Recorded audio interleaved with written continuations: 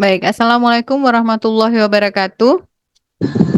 Waalaikumsalam warahmatullahi wabarakatuh. Waalaikumsalam Semuanya, warahmatullahi wabarakatuh. ya, semuanya bisa mendengarkan suara saya dengan jelas. Ini yang masih tutup kamera, tolong dibuka kameranya ya. Saya lihat jelas dari sini. Ini masih ada saya lihat Erik, Fadila, Ika, terus Nabila, Cindy, Yohana, Indra Utama, mana tadi si Ika juga masih, Fadila, Medfo ya. Oke, Fadila sama Erik masih, Ika masih. Nanti saya anggap nggak hadir ya. Tutup aja terus, tutup. Saya bilang saya nggak anggap hadir ya. Ayo, aktifkan kameramu. 1, 2, 3. Indra, Nando, sama Fadila. Oke, ini kalau saya lihat masih, nanti walaupun hadir saya akan anggap tidak hadir ya.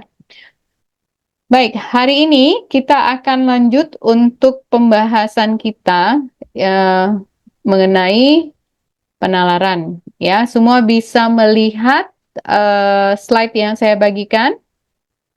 Bisa, Miss. Bisa ya. Bisa, Miss. Oke, chat tidak digunakan untuk ngobrol ya. Mohon diperhatikan. Oke. Baik. Penalaran. Kemarin waktu kita mata kuliah Personality Development, masih ada yang ingat apa yang dimaksud dengan penalaran? Ayo, yang mata kuliah PD dengan saya. Ada Hafiz, ada Nesya, ada siapa lagi nih? Erik, ada lagi Yohana ya, Erik ya. Yang saya sebutkan tadi atau yang lain masih ingat apa yang dimaksud dengan penalaran?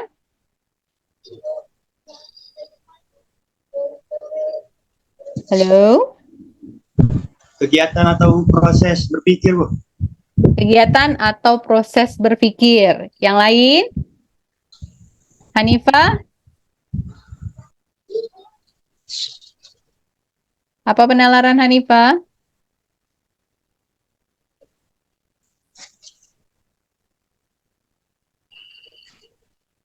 Oke.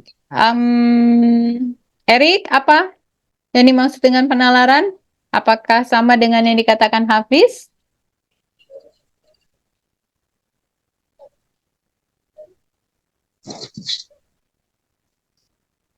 Halo Erik, can you hear me? Apa, Miss? Lupa, Miss. Pertanyaannya coba diulang, Miss. Apa yang dimaksud dengan penalaran, Erik? Sabar dulu, Miss. Baru konsen, Miss. Pas dulu lah, Miss. Baik. Penalaran merupakan proses berpikir seperti yang dikatakan oleh Hafiz tadi, yang diperoleh dari pengalaman atau kejadian sebelumnya di dalam hidup. Jadi, biasanya kita akan merespon suatu peristiwa berdasarkan pengalaman sebelumnya yang pernah kita lalui. Kemudian dikolerasikan ataupun dihubungkan dengan peristiwa yang terjadi pada masa tersebut. Nah, penalaran ini apa sih kaitannya dengan critical thinking? Nah, dia merupakan bagian dari proses berpikir kritis. Kalau seseorang ingin dikatakan seorang yang kritis, maka dia pastinya memerlukan tingkat penalaran yang lumayan baik ataupun lumayan bagus. Nah, proses berpikir tadi itu gunanya untuk apa sih? Ya, proses berpikir kritis itu tadi berguna untuk mencapai solusi atau memahami suatu hal. Jadi jika ada sesuatu yang ingin dipahami atau ingin disampaikan, atau ingin memecahkan sebuah masalah, maka Anda perlu yang namanya proses berpikir kritis yang memerlukan namanya penalaran.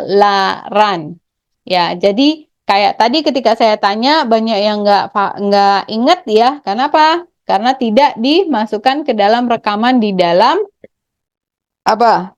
Memorinya sehingga dilupakan. Mungkin karena belum ada contoh yang belum belum terkena gitu di sela-sela memorinya, jadi tidak tersimpan dengan baik. Oke? Nah,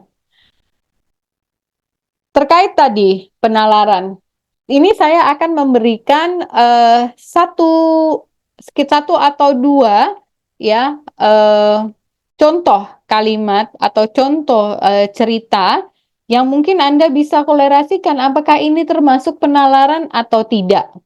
Oke? Nah, kita lihat. Ini ada kutipan ya. Kutipan ini apakah berisi penalaran hingga ke sebuah kesimpulan atau tidak. Nah, coba semua dibaca, dipahami. Silahkan. Fadila Hasanah, kenapa kameranya dimatikan? Naomi, Restu. Oke. Untuk yang tadi namanya saya sebutkan, silakan. Untuk kutipan ini, menurut Anda merupakan penalaran yang memberikan kesimpulan atau tidak?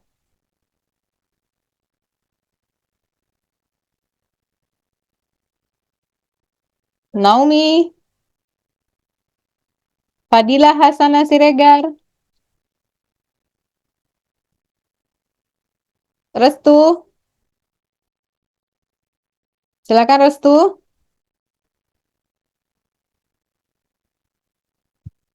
Restu. Halo Restu. Kenapa tiba-tiba semuanya jadi silent ya? Mungkin hujan, Miss. Nggak dengar orang tuh, Miss. Karena di sini hujan, Miss. Deras sekali. Nggak mungkin. Restu. Restu ganteng. Langsung Restu ganteng yang melarikan diri. Fadila Hasanah Siregar. Fadila Hasanah, menurut Anda, apakah ini merupakan penalaran hingga kutipan? Oh, karena tidak ada yang menjawab, sekarang saya lempar. Siapa yang bisa menjawab pertanyaan saya? Apakah kalimat ini berisi penalaran hingga sebuah kesimpulan?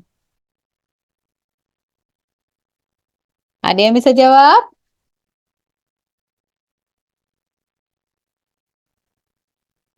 Bisa dibaca? Siapa? Oke, silakan. Ini merupakan kesimpulan atau tidak? Itulah bahasa gampangnya. Ini merupakan kesimpulan atau tidak?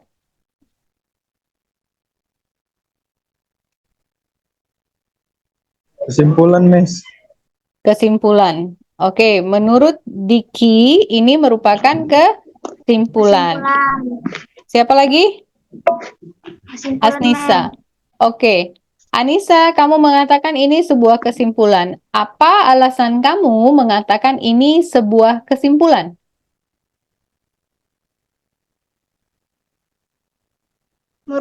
Karena merupakan suatu informasi yang terdapat di dalam suatu cerita tersebut.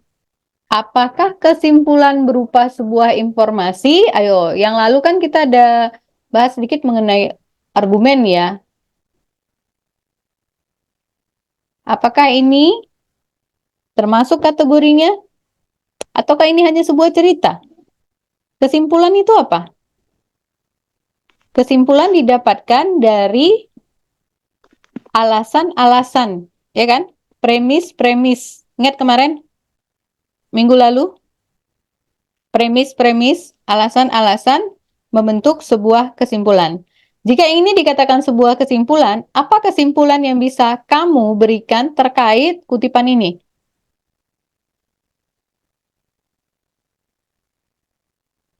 Apa yuk?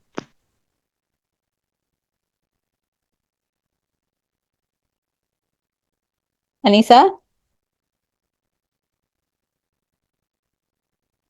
Diki? Halo? Para Miss, pikir dulu Miss.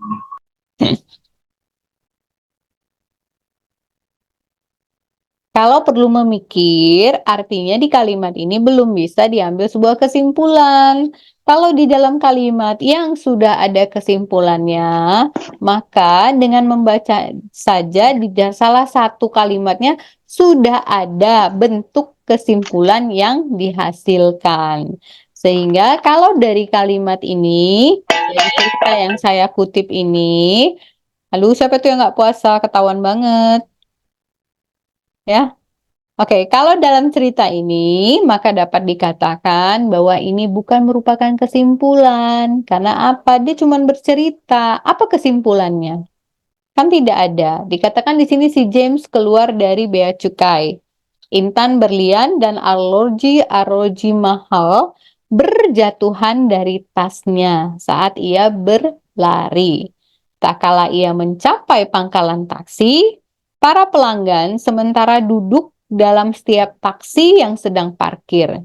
James berlari mendekati taksi yang terdekat dan melompat ke dalamnya ketika taksi itu sesaat lagi akan berangkat. Dia mengarahkan senjata ke pengemudi dan berkata, "Pusat kota."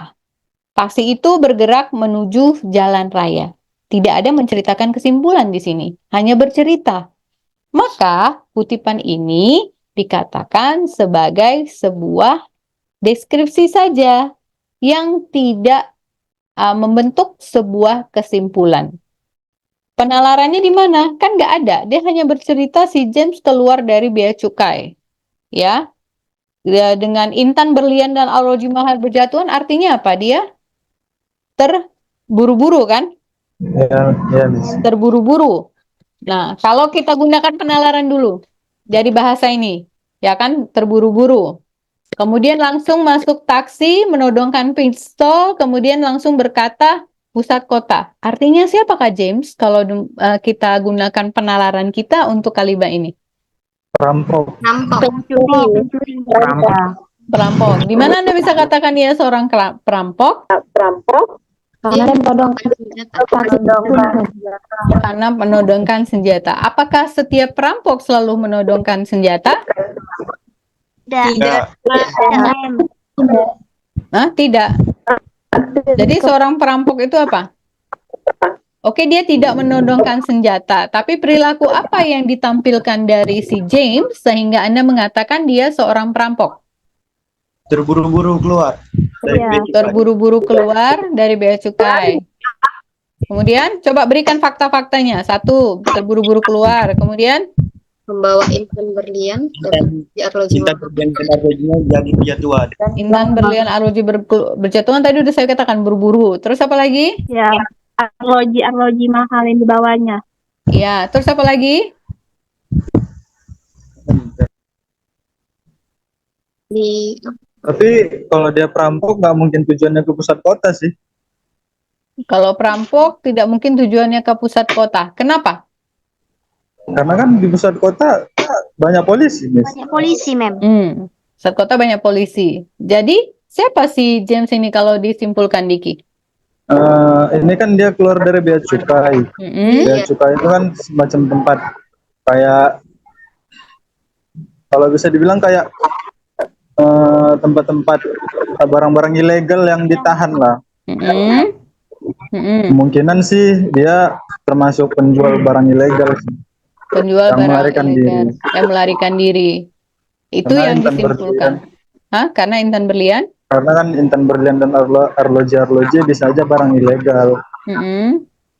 Ya itu dia lari dari bea cukai, lalu barang-barangnya jatuh.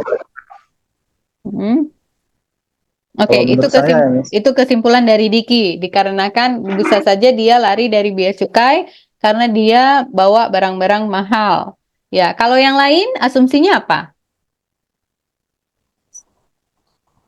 Ayo kita diskusi aja berdasarkan pemahaman kamu apa? Kalau Komarat yang membawa berlian yang sangat mahal, mem, yang dikejar-kejar sama penjahat dan dia berusaha melarikan diri membawa berliannya dan minta tolong sama tukang taksi ya dengan menodongkan pistolnya itu, mem. Tapi caranya itu salah. Itu kan persepsi kamu, caranya salah. Yang sekarang kita harus fokus dulu siapakah si James tadi. Itu loh. Tadi Diki mengatakan bahwa James itu adalah seorang pedagang ilegal ya James ya, Diki ya. Nah, kalau menurut Sri, apakah sama seperti Diki atau kamu punya asumsi lain? Kalau satu sisi sih sama kayak kesimpulan sama sedikit, tapi kalau satu posisinya, kalau menurut saya mungkin dia kemerat.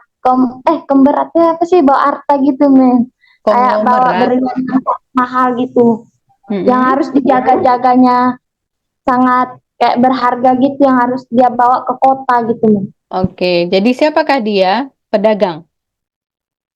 Tidak, kayak apa nah?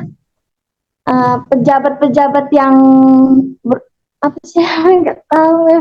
Pejabat-pejabat. Kalau menurut Fitri gimana? Dari kutipan ini, apa yang bisa kamu asumsikan untuk si James ini?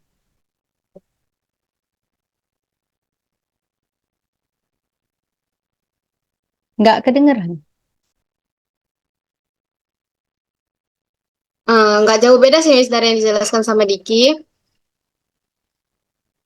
Oke, ada yang berpendapat berbeda dari yang disampaikan Diki?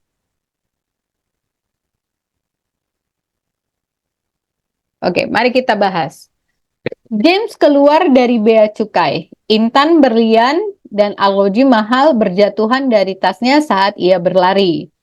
Oke, dia keluar dari bea cukai, artinya dia baru bisa datang dari luar negeri atau dari manapun ya, karena bea cukai ini adalah untuk barang-barang mewah yang masuk ke negara ini, kalau dia dari luar. Intan berlian, arloji mahal ini kategori barang-barang branded dan mahal gitu ya, karena sudah tahu Intan aja harganya berapa. Dikatakan berjatuhan dari tasnya saat ia berlari. Kalau dari kalimat ini kita berasumsi bahwa ia terburu-buru. Kenapa ia terburu-buru? Dia keluar dari bea cukai. Bisa seperti yang dikatakan Diki, karena dia lari dari pemeriksaan bea cukai. Mungkin saja karena dia membawa barang mahal, dia harus membayar, kemudian dia tidak mau membayar dan dia melarikan diri. Mungkin. Kemudian yang kita bisa ambil kesimpulan lagi apa? Dia langsung menuju kepada tempat parkir. Ya, artinya memang dia segera ingin buru-buru lari dari tempat itu.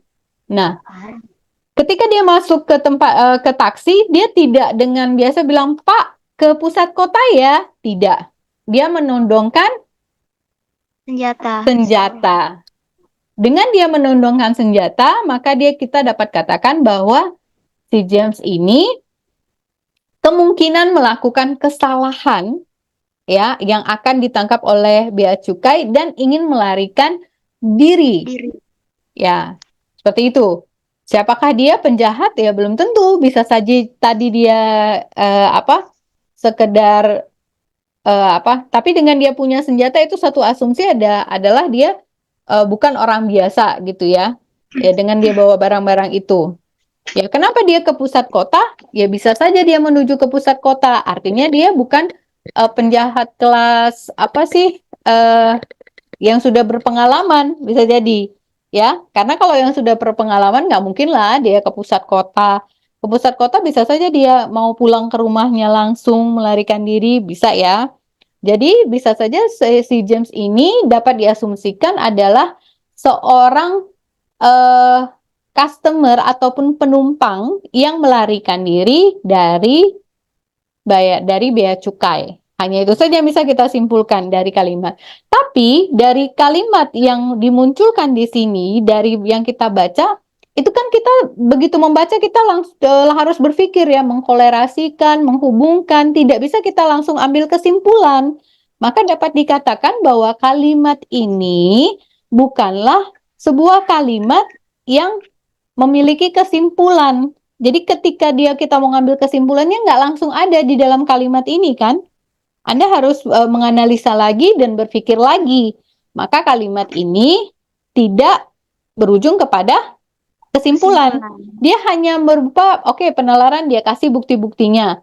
Tapi dari bukti-bukti itu tidak ada kesimpulan. Kita masih berasumsi. Seperti Ricky berasumsi bahwa si James itu merupakan orang yang melarikan diri dari bea cukai. Kemudian tadi ada juga yang mengatakan sebagai seorang penjahat, ya. Si Sri tadi mengatakan, dia itu mungkin pejabat atau konglomerat yang tidak mau bayar bea cukai. Semua berasumsi kan, asumsi itu mempunyai persepsi masing-masing, pikiran masing-masing, bahwa kita tidak bisa dapat satu kesepakatan bersama siapakah si James itu. Maka kutipan ini belum bisa dikatakan sebagai sebuah kesimpulan. Ya. Nah, bagaimana dengan kutipan yang kedua ini? Silakan baca.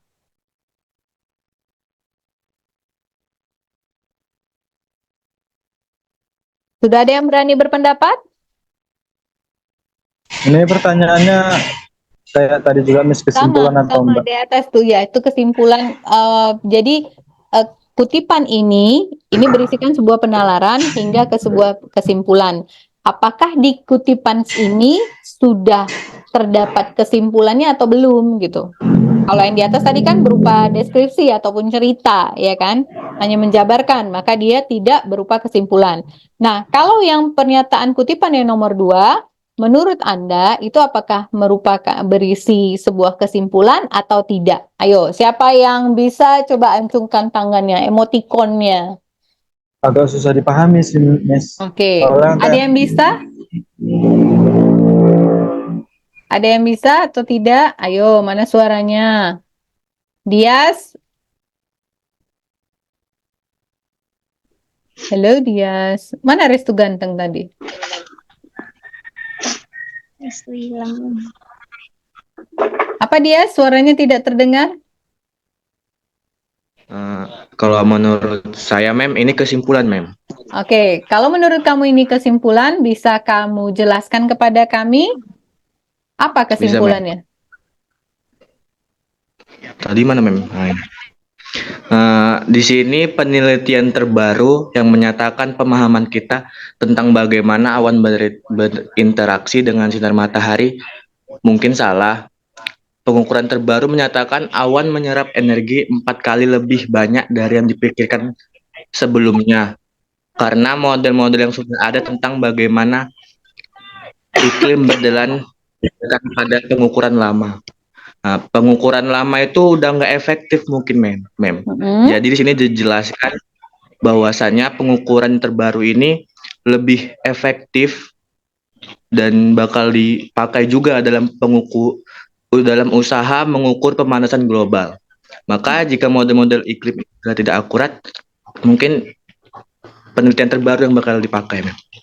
Oke. Menurut saya. Menurut kamu ini merupakan kesimpulan karena dikatakan di situ bahwa model lama sudah tidak baik lagi gitu ya. Maka digunakan model baru untuk mengukur pemanasan global. Baik, bagus sekali Dias. Nah, apa yang disampaikan Dias tadi itu sudah benar ya, bahwa dari kalimat ini itu merupakan kesimpulan. Nah, kita lihat kesimpulannya di mana? Fakta-faktanya sudah ada kan? Dia buat seperti ini. Dia menyatakan bahwa pengukuran terbaru yang menyatakan awan menyerap pengukuran terbaru berarti hasil dari informasi terbaru yang dilakukan oleh peneliti menyatakan bahwa awan menyerap 4 kali lebih banyak dari yang diperkirakan sebelumnya. Nah, karena modelnya sudah ada tentang bagaimana iklim berjalan pada pengukuran yang lama, berarti pengukuran yang lama punya metode-metode dalam dalam melakukan pengukuran terhadap pergerakan awan tadi, ya, untuk menentukan bagaimana berjalannya iklim. Kemudian di sini dikatakan, nah, model tentang bagaimana iklim berjalan diperiksa secara menyeluruh. Nah, akhirnya di sini kita bisa dapat, seandainya model-model iklim dipakai juga dalam usaha mengukur pemanasan global, ini aja sudah sebuah kesimpulan ya. Maka jika model-model iklim ini kelihatannya tidak akurat, kita harus merevisi secara menyeluruh pemahaman kita mengenai pemanasan global. Di sini kita sudah tahu begitu baca bahwa kutipan ini berbicara mengenai pemanasan global atau metode baru dalam pemahaman mengenai pemanasan global. Baik, ini yang saya munculkan di Anda merupakan salah satu design of thinking. Bagaimana cara membuat atau cara berpikir untuk mendapatkan sebuah kesimpulan. Ya, pertama, sebenarnya ini namanya caranya PDCA, Plan, Do, Check, and Action. Action ini berarti udah terakhir, langkahnya apa. Nah, sebelum itu kita paham dulu apa sih yang dilakukan dalam sebuah planning, perencanaan untuk mendapatkan sebuah hasil kesimpulan. Anda kan manajemen itu kan. Nah, untuk mendapatkan suatu strategi yang baik, Anda kan perlu kesimpulan dulu nih. Nah, maka yang harus Anda lakukan adalah pertama itu adalah plan. Plannya apa? Planningnya. Untuk mendapatkan planningnya, kita harus tahu yang menjadi background ataupun latar belakang. Kenapa hal tersebut terjadi? Setelah kita mengetahui latar belakangnya, maka kita melakukan riset ataupun yang dikatakan penelitian, dicari tahu apa sih yang menyebabkan hal tersebut terjadi. Kemudian dari riset tadi kita menganalisa lagi apa sih yang menjadi tantangan ke depannya seperti apa. Sehingga akhirnya didapatkan sebuah strategi dari sebuah kesimpulan tadi ya. Nah, hal yang kita lakukan dalam planning ini, maka hasilnya apa? Outlook-nya itu tampilannya ya apa? Berupa tren, prediksi, ya, priority. Kita akan tahu, oh ternyata kebutuhan yang paling penting adalah penyediaan laptop, umpama gitu ya. Nah, itu. Atau, oh trennya sekarang yang bekerja di kantor kita mayoritas adalah generasi Gen Z gitu ya kan. Seperti itu. Ini sebenarnya